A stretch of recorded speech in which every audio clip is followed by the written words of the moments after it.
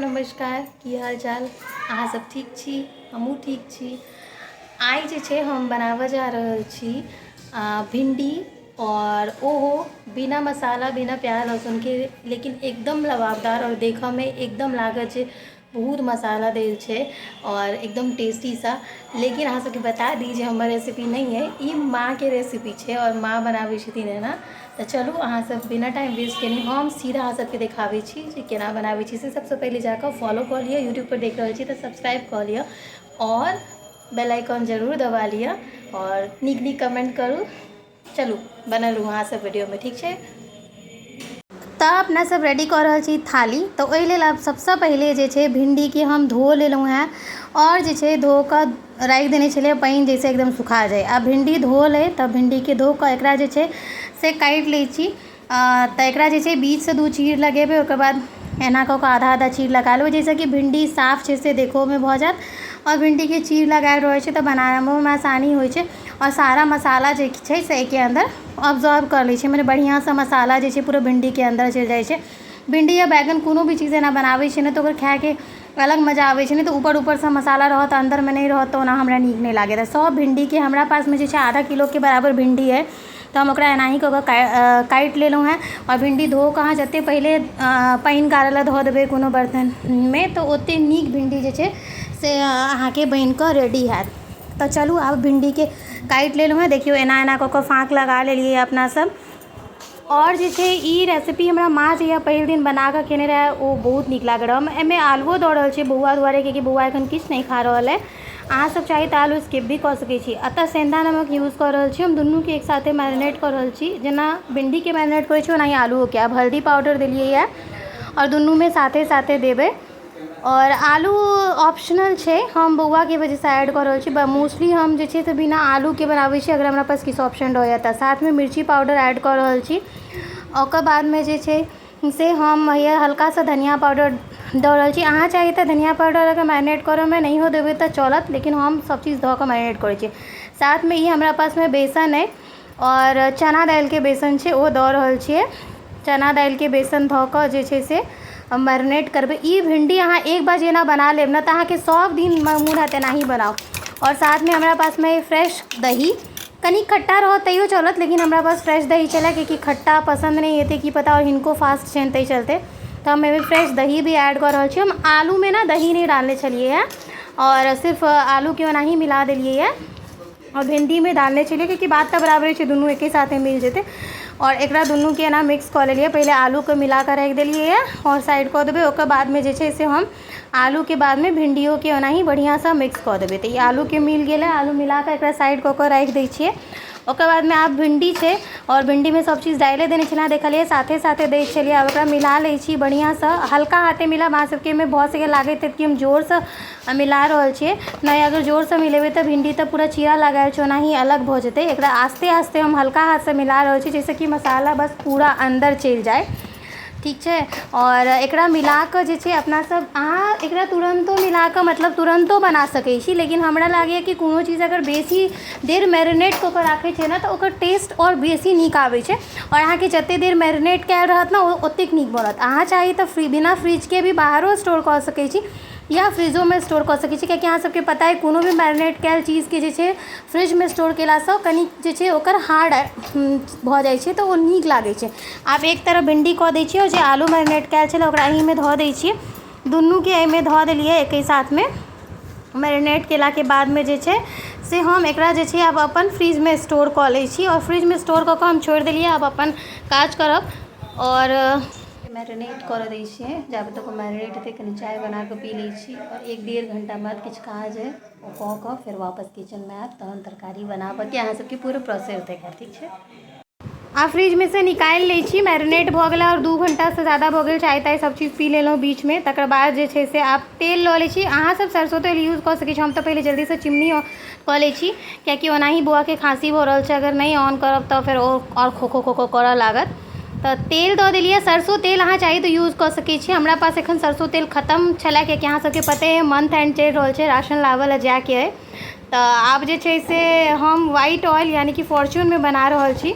और ई सबसे पहले अपना सब आलू के तैर कऽ साइड कऽ लेबै, एहि दुआरे आलू कमे छै और जेना कोनो चीज़के डीप फ्राई करै छै ने तेनाही एकरा फ्राई करऽके छै। और आइ जे छै से भिंडी ना कनी देर पहले हम निकाल कर राखि देने छलिए तो ना कनी चपकै छलै कढ़ाईमे। हालाँकि दही दऽ कऽ कोनो चीज मैरिनेट करबै तऽ ओकर बाद ओ हल्का स्टिकी मतलब चपकै छै, स्टिकी होइते छै तो वो हेबे करत। अहाँके कनी तर्क राखऽ पड़त जे अहाँ ओकरा बराबर चलाबैत रहियो। और हालाँकि जहन वो झोरमे जाइ छै तो मिले जाइ छै, अपना सब तऽ पूरा ड्राई बनेबै नहीं कियाकि रोटीके साथे खाएके छै। तो अगर वो बेसन अलगो भऽ गेलै भिंडीसँ तऽ फिर जहन अपना सब ग्रेवीमे डालबै तो एक साथे चलि जेतै। तो हम अहाँ सबके फ्राई केनाइ देखाबै छी। और भिंडी हमरा लागल छलै कनी गीला भऽ गेलै, हम कनी निकालि कऽ दोसर किछु काज करऽ लगलियै तऽ ऊपरसँ हल्का सा बेसनके फेरसँ छिड़काव कऽ दै छियै जाहिसँ भिंडी कनी और सुखायल भऽ जाए। और ई सब्जी एते टेस्टी लागे छै ना, मतलब अहाँ एकरा प्याजो लहसुन के साथ बनेबै तऽ ओहो टेस्टी लागत, लेकिन बिना प्याज लहसुन में हमरा लागैए ई भिंडी सबसँ बेस्ट होइ छै। हम जहिया फास्टिंग करै छी या ई करै छथिन तऽ हम ई भिंडी ज़रूर बनाबै छी कियाकि हमरा लागैए कि बिना प्याज लहसुन वाला सब्जी में और मतलब मसाला भी कम में ना ई भिंडी जे छै से बेस्ट होइ छै व्रत में खाएके लेल। तब चलू एकरा फ्राई करै छी। भिंडी आलू फ्राई हो गेलै, साथ में मसाला रेडी कऽ लै छी। टमाटर हरियर मिरचाई, हम कनी हरियर मिरचाई कोनो भी सब्जी में यूज़ करै छी, हमें नीक लागैए। साथ में धनिया पाउडर, कियाकि अहाँ सब देखने छलिए धनिया पाउडर हमें कमे देने छलिए। हम एवरेस्ट के गरम मसाला यूज़ कऽ रहल छी कियाकि अहाँ सबके पता है सब्जी मसाला में तो लहसुन और होइ छै, लेकिन जे एवरेस्ट के गरम मसाला होइ छै गरम मसाला में नहीं छै। अहाँ सब देखियो, अहाँ सबके इंग्रेडिएंट्स भी देखा दै छी, अहाँ सबके मन में कोनो शंका नहीं हुआ है। लास्ट जो हमर ब्लॉग छलै माछ वाला तो ओहि पर में कमेंट आयल छलै जे सावन में हम माछ खाई छिए से, तो ओहि लेल हमरा खराब नहीं लागल कियाकि कनी ब्लॉग हमरा बौआ बीमार छलै तऽ डालऽमे देरी भऽ गेल, तऽ भऽ सकैए कॉमन क्वेश्चन छलै, ओहि लेल कोनो दिक्कत नहीं छै। पहले हम हालाँकि सावन में खाई छलिए माछ, जहियासँ विवाह भऽ कऽ हम एतऽ एलहुँ हँ तहियासँ नहीं खाई छी सावन में, और 1-2 साल शायद खेने होइ छी। तऽ भिंडी जे छै से तरा गेला तो हम ओकरो जवाब दऽ देलहुँ जे किनको मूड में छलै, हालाँकि हुनका कमेंट में रिप्लाई केने छलिए ना। और ये अपन चॉइस के ऊपर छै, अहाँ पूरा साल खेबै सावन में छोड़ि देबै तो कोनो मतलब नहीं बनै छै, लेकिन चलू हेल्थ वाइज छोड़ि देलै तो कोनो बात। भिंडी तरा गेला, ओहिमे 5 फोरन, सूखा मिर्चा और तेजपत्ता जे लेफ्ट ओवर तेल बचल छलै ओहिमे धऽ देबै। सेम कढ़ाई यूज़ कऽ रहल छी, अहाँ सब कढ़ाई देख कऽ बुझिए गेलिए है।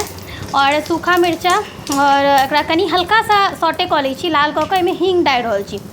कोनो भी सब्जी में जहन हींग के तड़का लागे छै ना, जहन हींग के फोड़न पड़े छै तो ओकर ना एक अलग खुशबू आवे छै, और हींग खेबाको चाही कियाकि कोनो भी खाना में हींग में डालला से सब्जी में जे तरकारी में मतलब गैस नहीं बनै छै। साथ में मसाला जे अहाँ सब देखलिए टमाटर प्याज तऽ नहीं डाललिए, टमाटर और हरियर मिरचाई और धनिया देने छलिए, बस वो पीसलिए पेस्ट जो हम अहाँके देखेलहुँ हँ मिक्सर में वो पीसने छलिए वो आप डालि देलिए। अब एकरा कनी चलेबै अपना से बढ़िया से, जहन मसाला भुजा जेतै हल्का सा हल्दियो डालि दै छै कियाकि ना मसाला भूजऽ में हमरा तखन मजे नहीं आबै जाबे तक ओकर कलर नहीं आबै छै।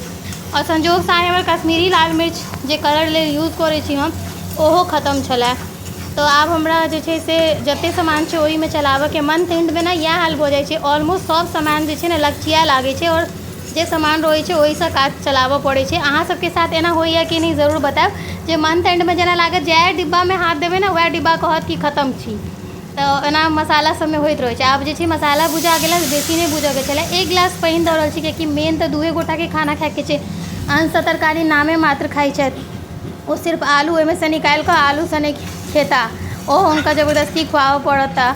बच्चा सब खाना में बहुत ज़्यादा एक्टिंग करे छै, और बीमार अगर पड़ि गेल तहन तो और बुझू जे नाक सूते पानि पिया दै छै। अहूँ सब साथ तऽ एना होइते हैत मम्मी सबके साथ। आब झोर के खौला लै छी, झोर जहन बढ़िया से खोल जेतै मतलब स्टेज ओकर खोल कर रेडी भऽ जेतै तहन एहिमे भिंडी और आलू के साथे खसा देबै।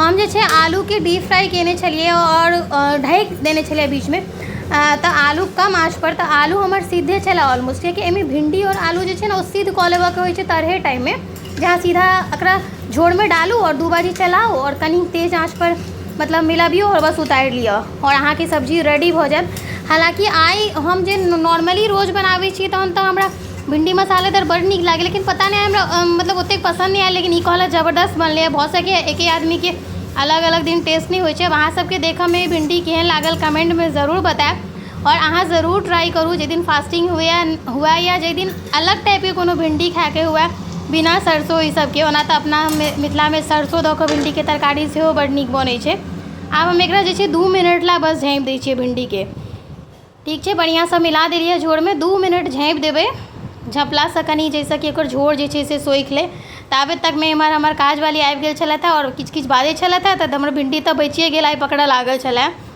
और झोर पूरा सुखा गेल। तऽ हम कहलहुँ कि चलू कोनो बात नहि, हमर तऽ भिंडी रेडी भऽ गेल, हम जाइ छी खाय लए। केहन लागल जरूर बतायब कमेंटमे। जय मिथिला।